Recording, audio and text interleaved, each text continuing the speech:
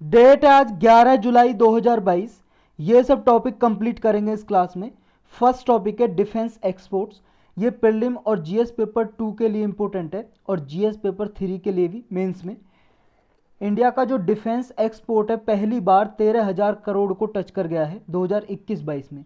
यानी कि हमने 2021-22 में 1 अप्रैल 2021 से लेके 30 मार्च 2022 तक, ये जो फाइनेंशियल ईयर था, इसमें अब तक का सबसे ज़्यादा डिफेंस के इक्विपमेंट एक्सपोर्ट किए हैं, बाहर देशों को बेचे हैं। और इसमें सबसे ज़्यादा हमारा बायर कौन रहा है? US, America. अमेरिका ने हमसे सबसे ज़्यादा डिफेंस में होने वाले यूज इक्विपमेंट, जैसे कोई भी हथियार हो गया या गन हो गया या कोई पार्ट हो गया जो किसी डिफेंस इक्विपमेंट में, हेलीकॉप्टर में या फिर कोई एयरक्राफ्ट में यूज होता है, ऐसे इक्विपमेंट, वो सबसे ज़्यादा हमसे किसने खरीदे हैं? यूएस ने, अमेरिका ने। फिर हमने साउथ ईस्ट एशिया में, वेस्ट एशिया में और अफ्रीका में हमने एक्सपोर्ट किए हैं। सबसे ज़्यादा यूएस में, फिर साउथ ईस्ट एशिया में, ये फिर वेस्ट एशिया में और अफ्रीका में। ये 4 रीजन में सबसे ज़्यादा इंडिया ने अपना डिफेंस एक्सपोर्ट किया है। दूसरा, सबसे ज़्यादा हमने, देखो एक बात तो आपको याद रखनी है कि सबसे ज़्यादा यूएस को हमने एक्सपोर्ट किया है। दूसरी बात इसमें ये याद रखनी है, सबसे ज़्यादा प्राइवेट सेक्टर ने किया है 70%, पब्लिक सेक्टर ने 30% किया है। इससे पहले जो प्राइवेट सेक्टर था 90% तक एक्सपोर्ट करता था, यानी कि जो प्राइवेट कंपनियां हैं वो 90% तक एक्सपोर्ट करती थी और 10% सिर्फ government company, public sector company. लेकिन अब पब्लिक सेक्टर का जो कंट्रीब्यूशन है वो इंक्रीज हुआ है पहले से। तो एक तो ये बात याद रखनी है, सबसे ज़्यादा प्राइवेट गवर्नमेंट सेक्टर में से किसने किया है? प्राइवेट सेक्टर ने एक्सपोर्ट किया है 70%। और पिछले साल की अपेक्षा पब्लिक सेक्टर का कंट्रीब्यूशन इंक्रीज हुआ है, अब 30% हो गया, पहले 10% के लगभग था। इंडिया का जो डिफेंस इंपोर्ट है वो यूएस से बढ़ा भी है। देखो जितना हम यूएस से इंपोर्ट करते हैं डिफेंस इक्विपमेंट वगैरह, वो देखो ज़्यादा करते हैं, लेकिन हमने पहले से यूएस को ज़्यादा बेचा है और हमारा मेजर डिफेंस इक्विपमेंट वगैरह खरीदने वाला कंट्री यूएस ही है मेजर। तो डिफेंस इंपोर्ट भी हमारा इंक्रीज हुआ है यूएसए से। इंडिया ने, देखो जो इंडियन कंपनीज हैं वो इंक्रीजिंगली पार्ट बन रही है यूएस के डिफेंस कंपनीज की सप्लाई चेन का, यानी कि हम ज़्यादा से ज़्यादा यूएस की कंपनीज को जो भी इक्विपमेंट वगैरह चाहिए उनको बेच रहे हैं। इंडिया ने $374.96 मिलियन की डील साइन की है फिलीपींस के साथ। फिलीपींस को हम भेजेंगे डिफेंस एक्सपोर्ट, यानी कि हमारे पास जो ब्रह्मोस मिसाइल है ना, उसमें एक बैटरी यूज होती है, तो ऐसी बैटरी की सप्लाई करेंगे फिलीपींस को। $374 मिलियन की डील की है ये फिलीपींस से। नेक्स्ट टॉपिक है रेड पांडा। ये एक पशु है, एनिमल, ये देख रहे हो आप, ये है रेड पांडा, क्यूट सा एनिमल है। ये रेड पांडा अभी सप्लाई किए जाएंगे सिंगालीला नेशनल पार्क में। तो इसमें कई बातें याद रखनी है आपको। कई बार यूपीएससी पूछ लेती है प्रीलिम्स में, ये नेशनल पार्क कहाँ पे, या मैच द फॉलोइंग में पूछ लेती है, या फिर ये नेशनल पार्क किस लिए फेमस है, ऐसा पूछ लेती है। तो ये रेड पांडा प्रीलिम्स के लिए इंपॉर्टेंट है सिर्फ। ये सिंगालीला नेशनल पार्क है वेस्ट बंगाल में। यहाँ पे क्या है, रेड पांडा की सप्लाई की जा रही है, दूसरे प्लेस से यहाँ पे शिफ्ट किए जा रहे हैं रेड पांडा, इसलिए ये न्यूज में आए। जो ये सिंगालीला नेशनल पार्क है दार्जिलिंग हिल में है, और दार्जिलिंग की पहाड़ियाँ कहाँ पे हैं? वेस्ट बंगाल में। ये वर्ल्ड मैप देख रहे हो आप, अपना हिंदुस्तान का मैप दिखाई दे रहा है आपको, यहाँ पे ये दिखाई दे रहा है आपको, ये वाला वेस्ट बंगाल है। वेस्ट बंगाल का पार्ट इधर वाला पार्ट जो लगभग नेपाल से टच होता है, ये दार्जिलिंग हिल है। दार्जिलिंग हिल में ये है सिंगालीला नेशनल पार्क। तो यहाँ पे ये सप्लाई की जाएगी रेड पांडा की। एक Padmaja Naidu Himalayan zoological park है वेस्ट बंगाल में ही। ये इंडिया का फर्स्ट ऐसा पार्क है जिसने रेड पांडा को बचाने के लिए, इसका कंजर्वेशन करने के लिए एक रीबिल्डिंग प्रोग्राम चलाया था, और ये रेड पांडा के लिए फर्स्ट प्रोग्राम था हमारे इंडिया में। यानी कि इनकी पॉपुलेशन है रेड पांडा की, वो इंक्रीज करनी है, इनको कंजर्व करना, प्रोटेक्शन प्रोवाइड करनी है। इसकी पॉपुलेशन देखो डिक्लाइन होती जा रही है सिंगालीला नेशनल पार्क में, न्योरा वैली नेशनल पार्क में। ये न्योरा जो है नेशनल पार्क और एक सिंगालीला नेशनल पार्क, ये दोनों के दोनों वेस्ट बंगाल में, इनकी लोकेशन याद रखनी है। और जो ये Padmaja Naidu Himalayan zoological park है, ये भी वेस्ट बंगाल में, इन तीनों की लोकेशन याद रखनी है। ये पद्माजा नायडू फॉर्मर गवर्नर थी वेस्ट बंगाल की, तो उनके नाम पे ये नाम रखा हुआ है इस जियोलॉजिकल पार्क का। नेक्स्ट टॉपिक है dragon fruit cultivation. Dragon fruit जैसा इसके नाम में फल है, ये खाने का एक फल। इसका कल्टीवेशन को प्रमोट करने के लिए गवर्नमेंट ने अभी एक स्टेप लिए हैं, कुछ स्टेप लिए हैं, तो इसकी वजह से ये न्यूज़ में है। प्रीलिम्स और जीएस पेपर 1 के लिए भी इम्पोर्टेंट है ये, और जीएस पेपर 3 के लिए भी इम्पोर्टेंट है। गुजरात और हरियाणा की गवर्नमेंट ने कुछ स्टेप उठाए थे कि हरियाणा और गुजरात में ड्रैगन फ्रूट का कल्टीवेशन को इंक्रीज करने के लिए फार्मर्स को ग्रांट दे रहे हैं, फार्मर्स को प्रमोट कर रहे हैं, उसे ग्रांट देके, अनुदान देके, मनी देके, पैसा देके, ताकि ज़्यादा से ज़्यादा हरियाणा और गुजरात में इसकी कल्टीवेशन हो सके। ड्रैगन फ्रूट को सुपर फ्रूट भी कहा जाता है। सुपर फ्रूट इसलिए बोलते हैं इसको क्योंकि इसके बहुत सारे हेल्थ बेनिफिट होते हैं, बहुत सारे इसमें मिनरल्स, विटामिन, कैल्शियम, आयरन वगैरह पाए जाते हैं, इसकी वजह से इसको सुपर फ्रूट बोलते हैं। ये है ड्रैगन फ्रूट का ट्री, और ये लग रहे हैं ड्रैगन फ्रूट, ये आपने खाया भी होगा कभी, ये है ड्रैगन फ्रूट। गवर्नमेंट ने कहा है, देखो बहुत सारे और भी स्टेट को government, central government annual action plan उनके लिए तैयार करेगी ताकि ज़्यादा से ज़्यादा स्टेट इसको कल्टीवेशन को प्रमोट करें। मिजोरम अभी टॉप पे है, सबसे ज़्यादा कौन से स्टेट में उगाया जाता है? मिजोरम में, हमारे इंडिया में। और पूरे वर्ल्ड की बात करें तो सबसे ज़्यादा प्रोड्यूस किया जाता है वियतनाम में। वियतनाम प्रोड्यूस करता है और एक्सपोर्ट करता है सबसे ज़्यादा इस ड्रैगन फ्रूट को, और वियतनाम की जीडीपी में भी बहुत ज़्यादा कंट्रीब्यूशन है ड्रैगन फ्रूट के एक्सपोर्ट का।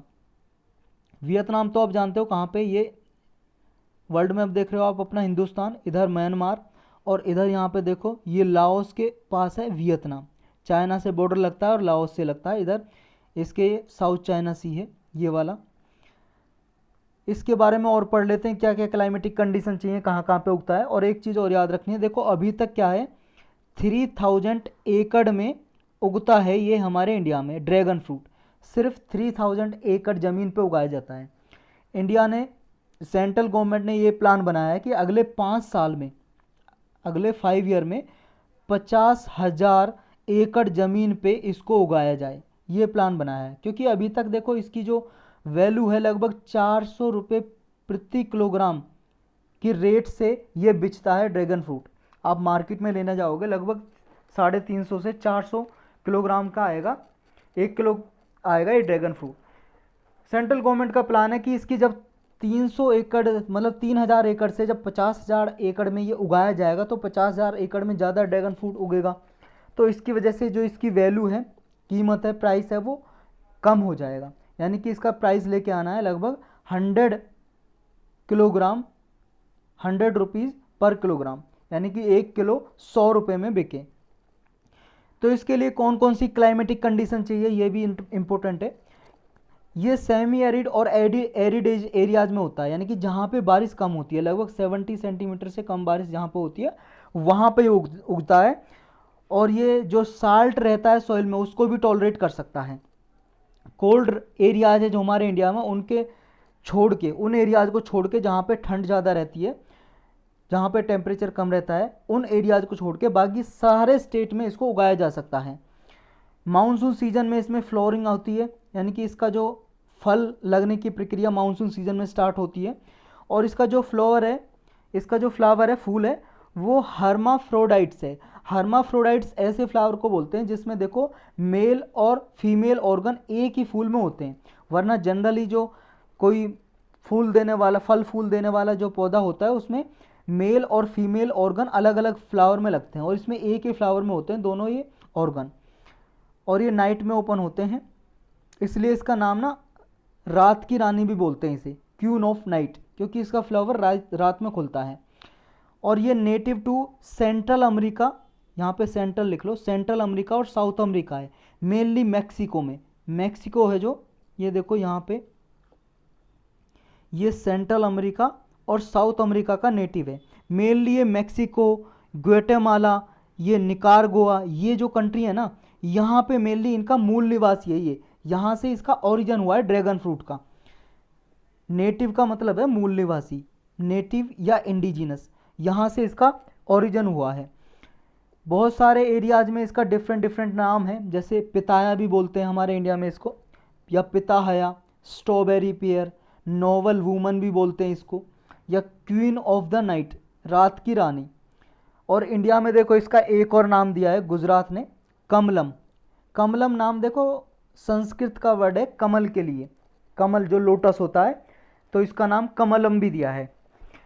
इसे सुपर फ्रूट भी बोलते हैं क्योंकि एक तो ये 20 साल तक इसका पेड़ फल दे सकता है, ड्रैगन फ्रूट।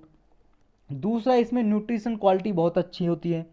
मेडिसिनल पर्पज़ के लिए भी यूज होता है ये, क्योंकि इससे बहुत सारी दवाइयाँ भी बनाई जाती हैं और इसमें विटामिन मिनरल्स का ये रिच सोर्स है।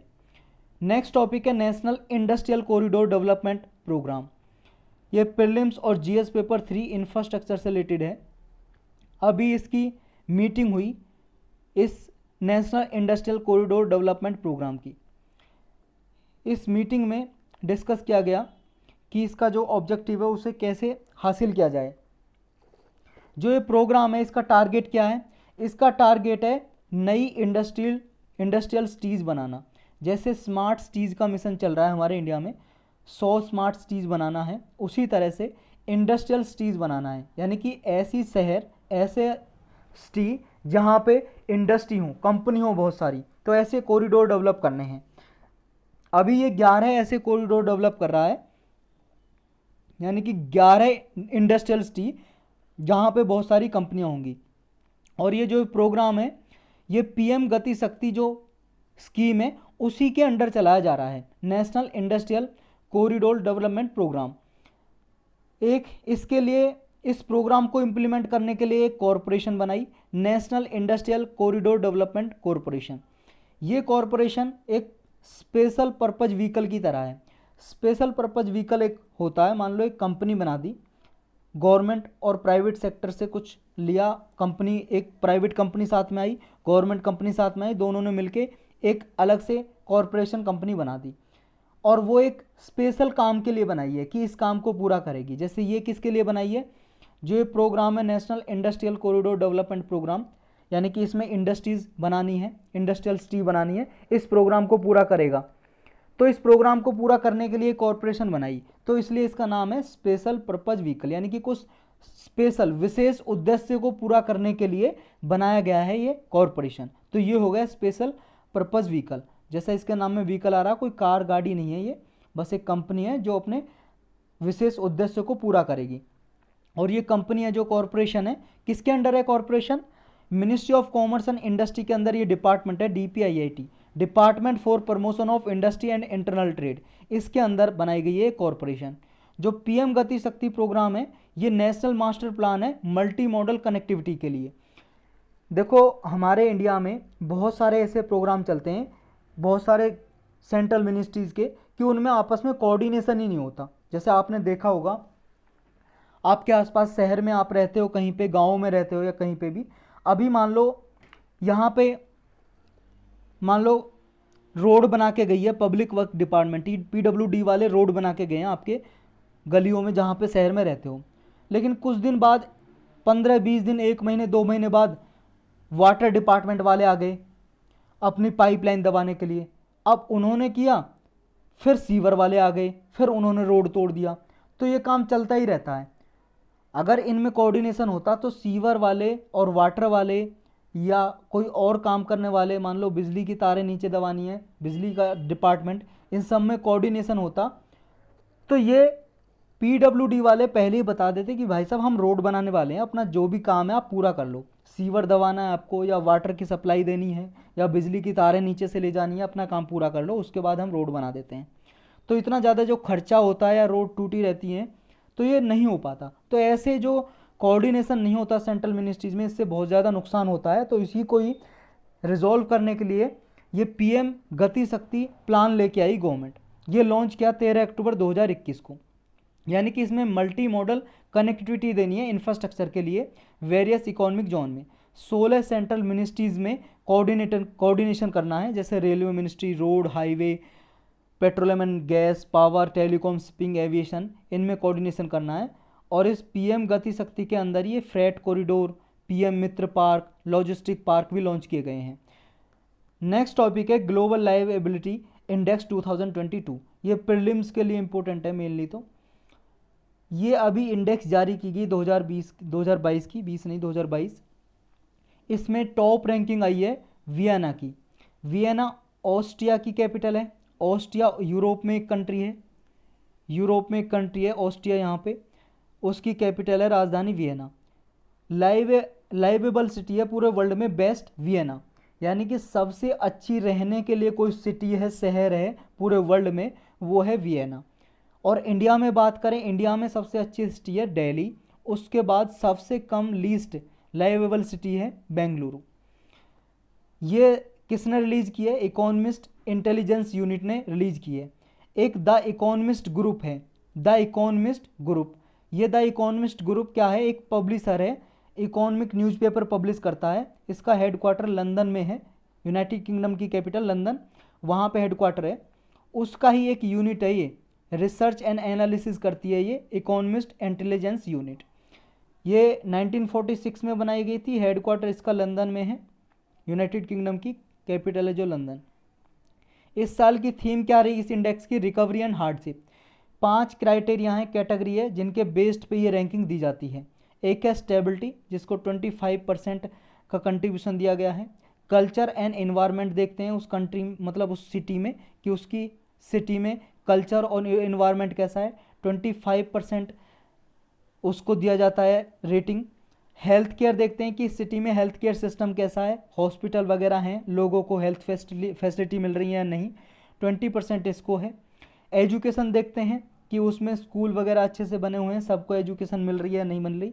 और इंफ्रास्ट्रक्चर देखते हैं, रोड रेलवे वगैरह, पोर्ट, या कहीं पे पोर्ट सिटी है तो पोर्ट डेवलप है या नहीं है, कनेक्टिविटी कैसी है। ये सब के आधार पे, 5 क्राइटेरिया के आधार पे ये रैंकिंग निकाली जाती है और बताया जाता है कौन सी सिटी पूरे वर्ल्ड में नंबर 1 है रहने के लिए। नेक्स्ट टॉपिक है ऑन्कोलिटिक वायरसेस। ये सिर्फ प्रीलिम्स के लिए इंपॉर्टेंट है। देखो एक वायरस ही है, जैसे वायरस होता है, कोरोना एक वायरस है, हमारी बॉडी में जाता है तो रेप्लिकेट होने लगता है, यानी कि एक वायरस गया, एक से बने 2, 2 से बने 4, 4 से बने 8, ऐसे रेप्लिकेट होने लगता है, मल्टीप्लिकेशन करने लगता है वायरस बॉडी में जाने के बाद। लेकिन जो ये वायरस है ना, ये अभी यूज कर रहे हैं, इसका ह्यूमन ट्रायल कर रहे हैं। कैंसर सेल होती हैं उनको मारने के लिए, किल करने के लिए। बॉडी में कैंसर हो जाता है, कैंसर सेल डेवलप हो जाती है अंदर। होता क्या है कैंसर, देखो आपकी बॉडी है, आपकी बॉडी के अंदर अगर मान लो, जैसे बाहर आपकी बॉडी के बाहर कोई मान लो पिंपल हो जाए, फोड़ा हो जाए, तो उसे आप दवाई लगा के ठीक कर सकते हो। लेकिन यही बॉडी के अंदर हो जाए तो वहाँ पे आप कैसे दवाई लगाओगे बॉडी के अंदर? ऐसा थोड़ी नहीं है मुंह के अंदर हाथ डाला और दवाई लगा दी, है कि नहीं? तो वही है कैंसर। अगर बॉडी के अंदर फोड़ा हो जाए, पिंपल हो जाए, ऐसे कोई इंजरी टाइप हो जाए, इंजरी तो चोट से लगती है, फोड़ा ही बोल लो, तो ऐसा घाव हो जाए तो उसी को कैंसर बोलते हैं। तो ऐसी कैंसर सेल डेवलप हो जाती हैं बॉडी के अंदर, जो अगर वो ज़्यादा बढ़ जाता है तो फिर आदमी की डेथ भी हो सकती है। तो ये कैंसर सेल को मारने के लिए ऑन्कोलिटिक वायरस की ट्रायल चला रहे हैं, ह्यूमन ट्रायल, यानी कि ह्यूमन पे इसका प्रोसेस करके देख रहे हैं कि ये फ़ायदेमंद होगा कैंसर सेल को मारने के लिए, कैंसर को ठीक करने के लिए नहीं। ये जो ऑन्कोलिटिक वायरसेस है, ये इम्यूनोथेरेपी की एक फॉर्म है। क्या है ये और कैसे काम करती है? ये क्या करता है, देखो ऑन्कोलिटिक वायरस को बॉडी के अंदर डाला जाता है, जिसको भी कैंसर है। अब उसको कैंसर है, इसके अंदर वायरस गया, अब वायरस है जो वो डेवलप होने लगता है, 1 से बना 2, 2 से बना 4, डेवलप होने लग जाएगा। जो कैंसर सेल है ना, उनके आसपास भी वो डेवलप होगा। अब जब वायरस डेवलप होता है, ये वायरस क्या, एक एंटीजन है। एंटीजन का मतलब फॉरेन सब्सटेंस, हमारी बॉडी इसको नहीं जानती, विदेशी पदार्थ है एक, हमारी बॉडी के अंदर आ गया। अब इसको मारने के लिए हमारी बॉडी में एंटीबॉडी जनरेट होती हैं। हमारी जो इम्यूनिटी है, इम्यून सिस्टम है, रोगों से लड़ने की क्षमता है, वो एंटीबॉडी डेवलप करती है इस एंटीजन को मारने के लिए जो बाहर से आया हमारी बॉडी में। अब जैसे ये ऑन्कोलिटिक वायरस है बॉडी के अंदर जाएगा तो ये एंटीबॉडी जनरेट होगी, हमारे इम्यून सिस्टम को स्टिमुलेट कर देगा, यानी कि हमारा जो प्रतिरोधक क्षमता है वो बढ़ जाएगी, इंक्रीज हो जाएगी। अब जो वायरस है कैंसर सेल के आसपास भी तो इकट्ठा हो रहा है, तो कैंसर सेल के आसपास इकट्ठा हो रहा है, इस वायरस को मारने के लिए हमारी इम्यूनिटी सिस्टम ज़्यादा इंक्रीज हो जाएगी और इस वायरस को मारने के साथ साथ कैंसर सेल को भी डिस्ट्रॉय कर देगी। इससे क्या है, कैंसर सेल मर जाएंगी और कैंसर ठीक हो जाएगा। तो ये अभी इसका ह्यूमन ट्रायल चल रहा है, तो बस याद रखना है ये ऑन्कोलिटिक वायरस क्या है, किस लिए न्यूज में है, हमारी बॉडी की इम्यूनिटी को बढ़ाने के लिए, कैंसर सेल को मारने के लिए इसका प्रयोग किया जा रहा है ह्यूमन पे। नेक्स्ट टॉपिक है गीगामेश। ये प्रीलिम्स के लिए इंपॉर्टेंट है और जीएस पेपर 3 के लिए भी। एक वुमन लेड स्टार्टअप है, यानी कि एक ऐसी कंपनी है जिसे महिलाएं चलाती हैं। उन्होंने एक low cost internet service develop की है रूरल एरियाज़ के लिए। वैसे तो कहीं पे भी यूज किया जा सकता है, लेकिन ग्रामीण क्षेत्र में इंटरनेट की कमी होती है, तो स्पेशल उसके लिए एक कम कीमत में इंटरनेट सर्विस डेवलप की है जिसका नाम है गीगामेश। देखो शहरों में क्या होता है, शहरों में मान लो ऑप्टिकल फाइबर केबल होती है, ब्रॉडबैंड सर्विस होती है, सबके घरों में केबल आ जाती है इंटरनेट की, राउटर लगा देते हैं, वाईफाई से चला लेते हैं या डायरेक्टली लैपटॉप कंप्यूटर में कनेक्ट करके वायर को इंटरनेट चल जाता है। लेकिन ऐसा गाँवों में अभी तक आपको पता है ऑप्टिकल फाइबर केबल पहुँची नहीं है, मोबाइल के जरिए इंटरनेट चलता है। तो ऐसा ऑप्टिकल फाइबर जैसी स्पीड देने के लिए ये एक वायरलेस नेटवर्क सॉल्यूशन है, यानी कि बिना वायर के ये इंटरनेट सर्विस प्रोवाइड करेगा जैसा शहरों में आती है ऑप्टिकल फाइबर में स्पीड, ऐसा रूरल एरियाज़ में या सब अर्बन एरियाज़ में प्रोवाइड करेगा, यानी कि ग्रामीण क्षेत्र में प्रोवाइड करेगा स्पीड। ये जो वुमन लेड स्टार्टअप है, ये कंपनी है जो जिसे महिलाएं चलाती हैं, उस कंपनी का नाम है एस्ट्रोम। एस्ट्रोम ने डेवलप किया है। और ये देखो इंडियन इंस्टीट्यूट ऑफ साइंस है बेंगलुरु, वहाँ पे इंक्यूबेटेड है ये स्टार्टअप, वहाँ पे बनी हुई है। और इसको सपोर्ट करता है department of science and technology, जो ministry of science and technology के अंदर आता है डिपार्टमेंट। इसका एक स्टार्टअप प्रोग्राम है DST-ABI वुमन स्टार्टअप प्रोग्राम, इसके अंदर इसको सपोर्ट किया जाता है, इस वुमन लेड स्टार्टअप एस्ट्रोम को। नेक्स्ट टॉपिक है स्टैगलिप्टिन। ये स्टैगलिप्टिन अभी रिसेंटली न्यूज में है, ये एक दवाई है, मेडिसन। कभी कभी यूपीएससी पूछ लेता है ये क्या है, तो आपको याद रखना है, मैच द फॉलोइंग में भी पूछा जा सकता है, सिर्फ प्रीलिम्स के लिए इंपॉर्टेंट है। ये डायबिटीज़ की दवाई है, डायबिटीज़ की मेडिसन है। डायबिटीज़ आप जानते हो, बॉडी में शुगर की जो मात्रा है अधिक बढ़ जाती है, क्योंकि हमारी बॉडी में इंसुलिन की कमी हो जाती है, जो बॉडी में शुगर का बैलेंस रखता है। इंसुलिन की कमी होने के कारण शुगर का बैलेंस नहीं रह पाता मेंटेन बॉडी में, इसकी वजह से डायबिटीज़ हो जाती है बीमारी। तो डायबिटीज़ को ठीक करने के लिए एक कंपनी ने स्टैगलिप्टिन नाम की दवाई बनाई और पेटेंट ले लिया। और इस पेटेंट आपको पता है 20 साल के लिए होता है, जब भी कोई नया प्रोडक्ट बनाता है, डिस्कवर करता है, इन्वेंट करता है। अब 20 साल उसके पूरे हो गए हैं और अब कोई भी कंपनी इस स्टैगलिप्टिन दवाई को बना सकती है, क्योंकि अभी तक देखो इसकी जो एक टैबलेट की कीमत लगभग 30 से 40 रुपये की एक टैबलेट बिच रही थी। 50 mg की टैबलेट, सोचो 50 mg की टैबलेट, जो आप सिंपल क्रोसिन लेके आते हो ना, वो 500 mg या 650 mg में आती है, वो क्रोसिन की या पैरासीटामोल की जो एक टैबलेट आती है, गोली आती है। और ये देखो सिर्फ 50 mg की गोली 30 से 40 रुपये की बिच रही थी। अब सोचो एक या दो टैबलेट दिन में लेनी पड़े तो गरीब आदमी कैसे ले पाएगा, तो इतनी महंगी बेची जा रही थी। अब इसका पेटेंट ख़त्म हो गया, तो बहुत सारी कंपनियां और भी बनाएंगी इसको, जेनरिक दवाई भी बनेगी, तो इसकी कीमत कम हो जाएगी। तो इसलिए न्यूज में आई, डायबिटीज़ की एक मेडिसन है, बस इतना याद रखना। स्टैगलिप्टिन क्या है, ड्रग है, दवाई है डायबिटीज़ के लिए। यही टॉपिक थे आज के बस।